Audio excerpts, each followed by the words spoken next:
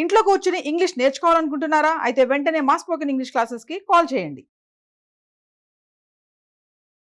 Hello నమస్తే welcome to Suman TV. ప్రస్తుతం మనతో పాటు జీటీఏ ఫౌండర్ అండ్ చైర్మన్ అయిన విశ్వేశ్వరరెడ్డి గారు ఉన్నారు. వీరితో మనం కొన్ని విషయాన్ని ఈరోజు డిస్కస్ చేద్దాం.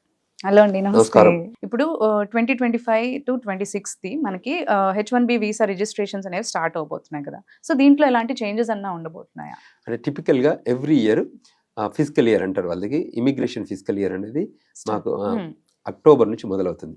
ఓకే, అక్టోబర్ 2025 టు మళ్ళీ సెప్టెంబర్ 30th 2026 వరకు ఉంటుంది. ఇక్కడ ఎట్లా ఫైనాన్షియల్ ఇయర్ జనవరి టు డిసెంబర్ ఉంటుందో, అంటే US లో ఫైనాన్షియల్ ఇయర్ జనవరి టు డిసెంబర్ ఉంటుంది. ఇండియాలో financial year March to April ఉంటుంది. April 1st to March 30th లాగా ఉంటుంది. Immigration physical year in US ఎలా ఉంటుందంటే October 1st to September 30th లాగా ఉంటుంది. సో అక్టోబర్ 1st H1B ప్రోగ్రామ్కి మార్చ్ 1st నుంచే వాళ్ళు స్టార్ట్ చేస్తారు టు రిక్రూట్మెంట్. సో మార్చ్ ఈ ఇయర్ 2025 మార్చ్ 7th రోజు స్టార్ట్ చేస్తున్నారు registrations. It is totally online registration. Eligible aspirants from regular category and masters category. వాళ్ళకి రెగ్యులర్ కేటగిరీ అంటే graduate category అని. సో వాళ్ళకి ఒక 65,000 H1BC ఇస్తారు ఎవ్రీ ఇయర్. ప్లస్ 20,000 US లో మాస్టర్స్ చేసిన వాళ్ళకి ఇస్తారు. సో మొత్తం 85,000కి లాటరీ తీస్తారు. మార్చ్ 7th టు 24th వరకు అట్లా they will ask the applications. So once that applications received then they go for lottery. Lottery వచ్చాక ఎవరైతే పిక్ అవుతారో యూజువల్లీ 300,000 400,000 అప్లికెంట్స్ ఉంటారు.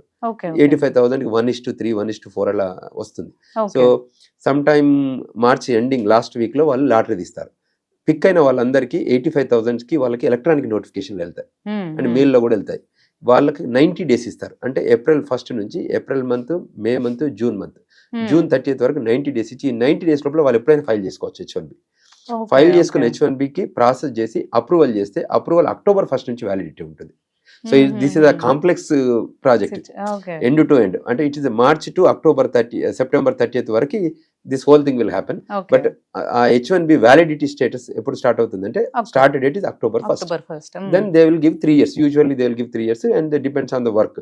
మనం ఏదైతే ఎక్స్పీరియన్స్ లెటర్ పెడతామో, ఏదైతే వర్క్ ప్లేస్ లో ఏదైతే జాబ్ రిక్వైర్మెంట్ ఉందో దాని లైన్ లోనే వాళ్ళు H1B అప్రూవ్ చేస్తారు. సో ఇది ఎవ్రీ ఇయర్ జరగబోతుంది. ఒకప్పుడు ఇది రెగ్యులర్ అన్ని అప్లికేషన్స్ ఒకేసారి పంపించేవాళ్ళం. ఏప్రిల్ 1 నుంచి ఏప్రిల్ 5 వరకు 5 బిజినెస్ చేస్తూ అట్లా పెట్టేవాళ్ళు. ఇప్పుడు అది కాకుండా ఇప్పుడు టోటల్లీ ఎలక్ట్రానిక్ ట్రాన్సాక్షన్ చేశారు. అంటే ఈ చేంజెస్ ఎప్పటి నుంచి చేశారు? అది ఫ్యూ ఇయర్స్ అయింది. అందులో కూడా మనల్ని కొంచెం మెస్అప్ చేస్తే దానిలో కూడా మళ్ళీ చేంజెస్ చేశారు. So what we are doing is whatever we are doing mistakes based on that they are reenacting the law. Okay, ఆ మిస్టేక్స్ ని రెక్టిఫై చేసి గ్యాప్స్ ఎక్కడెక్కడ ఉంటాయో అక్కడక్కడ మనల్ని ఐడెంటిఫై లూప్ చేస్తే మళ్ళీ వాళ్ళు ఫిక్స్ చేస్తారు. సో ఇది స్టూడెంట్స్ కి కానీ లేదంటే ఎవరికైనా ఇప్పుడు వీసాస్ లేదంటే సిటిజన్షిప్ కానీ గ్రీన్ కార్డ్ హోల్డర్స్ కి కానీ ఏమైనా ఉపయోగకరంగా ఉంటుందంటారు ఈ ఇయర్ మనకి? అంటే టిపికల్ గా దిస్ ఇస్ నాన్ ఇమిగ్రెంట్ కదా. ఇమిగ్రెంట్ సైడ్ ఏదైతే EB2 EB3 కేటగిరీలో ఉన్నారో వాళ్ళందరికీ ఎవ్రీ ఇయర్ వర్క్ లో అంటే వర్క్ రిలేటెడ్ గ్రీన్ కార్డ్స్ ఉంటాయి.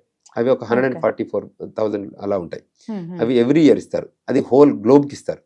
అందులో per country cap is around 7% per కంట్రీకి ఇస్తారు గ్రీన్ కార్డ్స్. అది ఎవ్రీ ఇయర్. మన వాళ్ళు ఇప్పుడు పూల్ ఆఫ్ లైన్ పెద్దగా ఉంది, చాలా మంది ఉన్నారు. ఇప్పుడు 2010-12 టైం నడుస్తుంది ఇప్పుడు. సో 13 years బ్యాక్ డేటెడ్ ఉంది అన్నట్టు. సో గ్రీన్ కార్డ్ రావాలంటే అప్పుడు 12 లో కంట్రీ వచ్చి గ్రీన్ కార్డ్ ఫైల్ చేసిన వాళ్ళకి ఇవాళ గ్రీన్ కార్డ్ ఇస్తున్నారు. సో 13 years తర్వాత వాళ్ళ గ్రీన్ కార్డ్ వస్తుందంట. As of now we speak. Tomorrow it may be expanded or extended or it will be shrinked. So అది we need to look at it. దానిపైన India may have a dialogue with America. So opportunity ఇవ్వండి, లేదంటే దానికి Trump కూడా చాలా positive ఉన్నాడు. Trump ఏమంటుండు, US master చేసిన ప్రతి ఒక్కరు గ్రీన్ కార్డ్ ఇస్తామేమో అంటుండు. We may come up with a program where we can issue a green card for US masters complete. అంటే బికాస్ స్కిల్డ్ పీపుల్ కదా, మా దగ్గర US మాస్టర్స్ చేస్తున్నారు కదా, చదువుకుంటారు కదా, నాలెడ్జ్ ఉండి బాగా ఎగ్జాంపులరీ ఉంటే ఒక మంచి మార్క్ అంటే గ్రేడింగ్ ఇచ్చేసి వాళ్ళకు కూడా గ్రీన్ కార్డ్ ఇవ్వచ్చు. అంటే there is no hard and fast rules that they cannot give in a green card. So ఆ లైన్లో అంటే టిపికల్గా ఎలా ఉంటుందంటే అమెరికాకు నీడ్స్ ఉన్నాయి అనుకోండి, ఇంటర్ప్రిటేషన్. ఇప్పుడు వార్ జోన్లో వెళ్తే వాళ్ళకి ఇంటర్ప్రిటర్స్ కావాల్సి వస్తుంది. ఎందుకంటే ఫారెన్ కంట్రీలో వేరియస్ డిఫరెంట్ లాంగ్వేజెస్ మాట్లాడుతుంటారు కదా. సో అప్పుడు ఏం చేస్తారు, వాళ్ళకి డైరెక్ట్ సిటిజన్షిప్ ఇస్తారు. అదొక ప్రోగ్రామ్ ఉంది ఇప్పుడు. సో అందులో కూడా మన ఇండియన్స్ చాలా మంది బెనిఫిట్ అయ్యారు.